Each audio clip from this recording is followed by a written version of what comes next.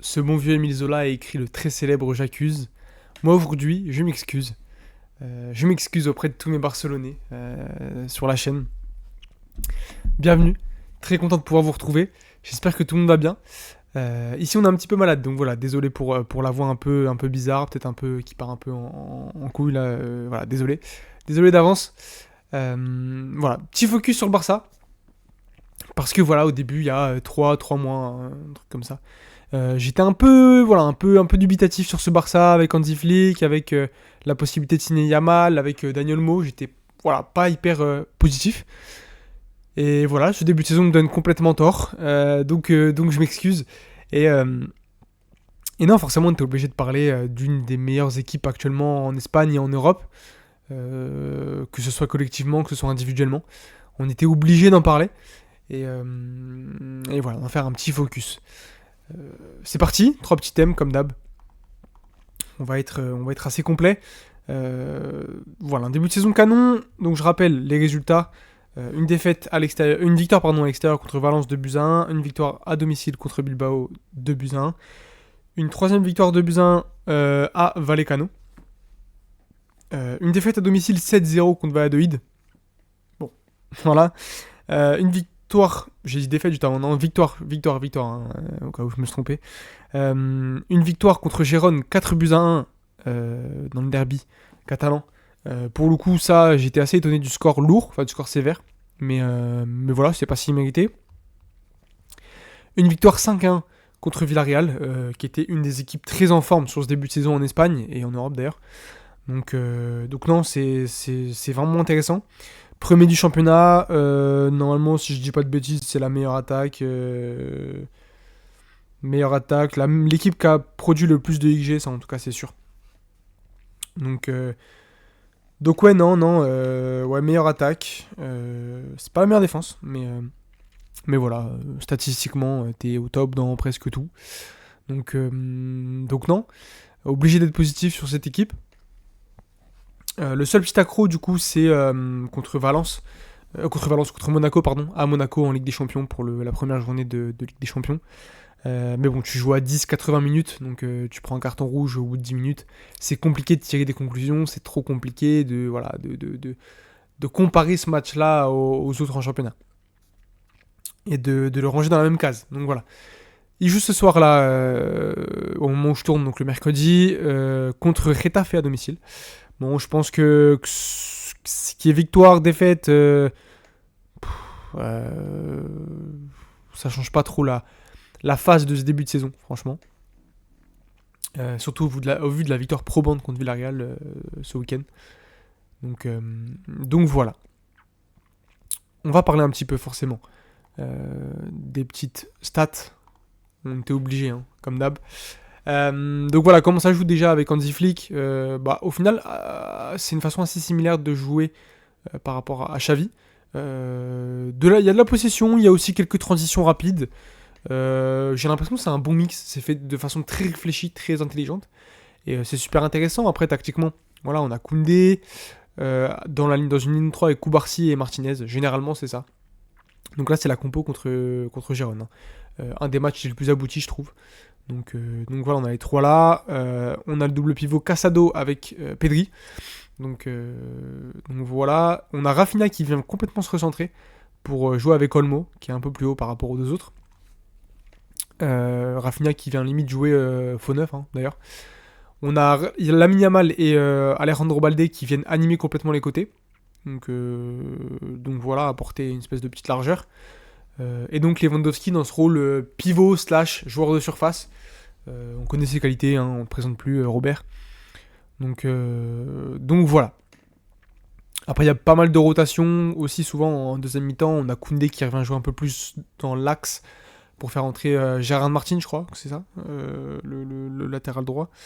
Donc voilà, on a quelques petites variations, mais généralement c'est ça.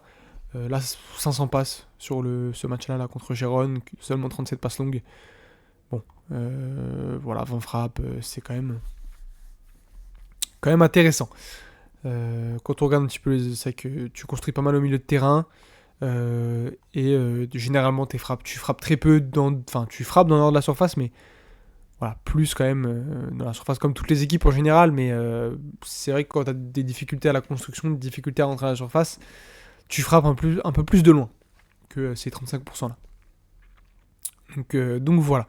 Pour le côté collectif de la chose, on va passer au stade parce que, voilà, le deuxième petit thème, il est là, hop, des individualités au top. On est obligé d'en parler parce que, voilà, t'as un collectif et t'as des individualités qui le servent très très bien. Avec beaucoup de qualité, beaucoup de fraîcheur en fait. C'est ça, j'ai l'impression que Flick a vraiment amené un vent de fraîcheur sur certains joueurs. Le meilleur exemple, c'est Rafinha. L'année dernière, c'est pas cadavérique, mais c'est vraiment pas très bon, remplaçant dans la rotation. Et là, en ce début de saison, il casse tout simplement, que ce soit dans la percussion, que ce soit dans les dribbles, que ce soit dans les passes. C'est hyper intéressant. Donc on va voir ça tout de suite, avec donc hop, le petit tableau. Si on fait, hop, on fait goals, et ça charge. J'étais sur les assists juste avant pour regarder aussi. Voilà, dans les goals, c'est Robert Lewandowski, déjà deuxième meilleur buteur d'Europe, avec 6 buts en 6 matchs. Alors oui, il y a l'alien là, Haaland, là, qui a déjà 10 buts en 5 matchs. Bon, voilà, c'est compliqué de faire mieux, mais donc Lewandowski, deuxième meilleur buteur d'Europe, 6 buts en 6 matchs, devant Kane, devant Mbappé, devant Luis Diaz, devant Greenwood, tiens, coucou. Et 7ème, Rafinha, 5 buts en 6 matchs, 3,2 passes clés. Non, offensivement, c'est très fort. C'est très très fort. Et tiens, coucou à José Pérez, on a parlé dans le petit focus sur Villarreal qui est dispo sur la chaîne si ça vous intéresse. Mais voilà, je dis que c'était une bonne pioche. Et donc on a voilà déjà Rafinha, Lewandowski, et derrière la page d'après, on a personne. Il est là alors. Normalement il est là. Notre bon vieux Daniel Olmo. Voilà, 25ème. 3 buts en 2 matchs dont une entrée. Donc non, c'est fort. 3 des meilleurs buteurs dans les 25 meilleurs buteurs d'Europe. Alors comme c'est très grossier, hein, mais voilà, pour vous donner une petite ordre d'idée au niveau des buts. Et si je mets les passes, écoutez, au niveau des passes, on a Lamine Yamal, voilà, parce qu'il est ça qu'il il n'était pas dans les buteurs, que seulement 3 buts en 6 matchs. Il est à 5 passes décisives, voilà. Donc une exceptionnelle. Là, c'est ce week-end.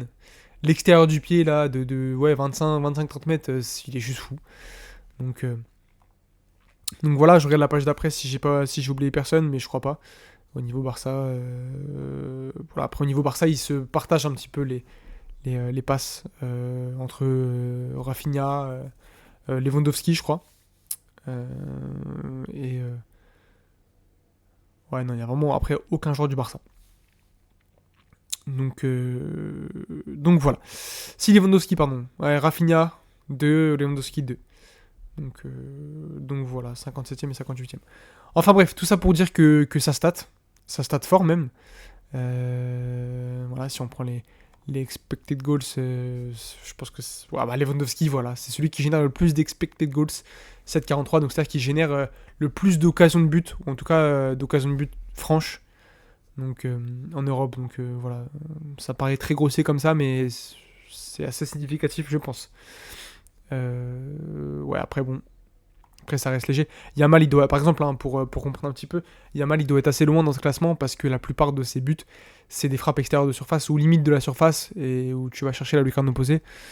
C'est magnifique, mais t'as peu de chances de réussir ça à la base, donc tu génères pas énormément d'expected goals.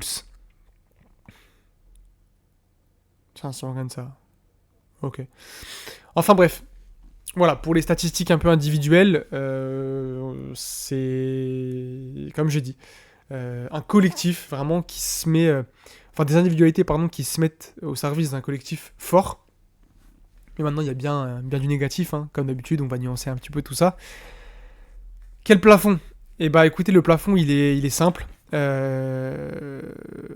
y a beaucoup de jeunes joueurs. L'effectif est, à mon sens, pas assez étoffé. T'as pas mal de blessures déjà.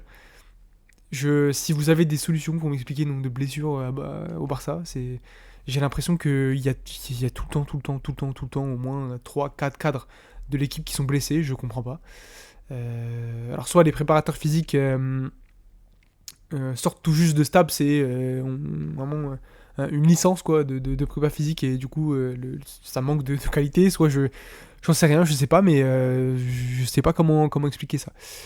Donc voilà, et donc du coup ça te force à mettre pas mal de jeunes joueurs, des joueurs qui n'ont pas forcément d'expérience, donc pour jouer des matchs un peu tendus, un petit peu serrés, comme un Classico, comme un match contre l'Atleti, ou même des matchs de Ligue des Champions, hein. Voilà, parce que là on parle beaucoup du championnat, mais il y aura la Ligue des Champions aussi qui sera importante. Mais tu peux peut-être avoir certaines difficultés à gérer un match, gérer tes émotions, gérer tout ça. Eric Garcia, bon, Eric Garcia c'est pas vraiment les émotions, mais contre Monaco tu t'as senti, c'est déjà pas les mêmes matchs. Donc voilà, et puis après, même quand bon, la Ter Stegen s'est blessé 9 mois, c'est pareil, ça va être une donnée hyper importante. Parce que du coup tu vas jouer avec Iñaki Peña au but, forcément. C'est pas la même qualité sur sa ligne, ça c'est sûr. On verra, hein, on verra. Ça se trouve, il va nous faire mentir, mais j'ai un peu plus de mal avec Iñaki Peña. Même si Ter Stegen était pas mal décrié dernièrement. Voilà. Donc ouais, voilà un petit peu le plafond de ce Barça. Maintenant, je le vois faire une belle saison en Liga.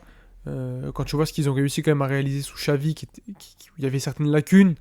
Là, t'as des individualités qui sont au top. Peut-être pas sur toute la saison. Mais Yamal, à mon avis, ça va continuer de perf. Hein.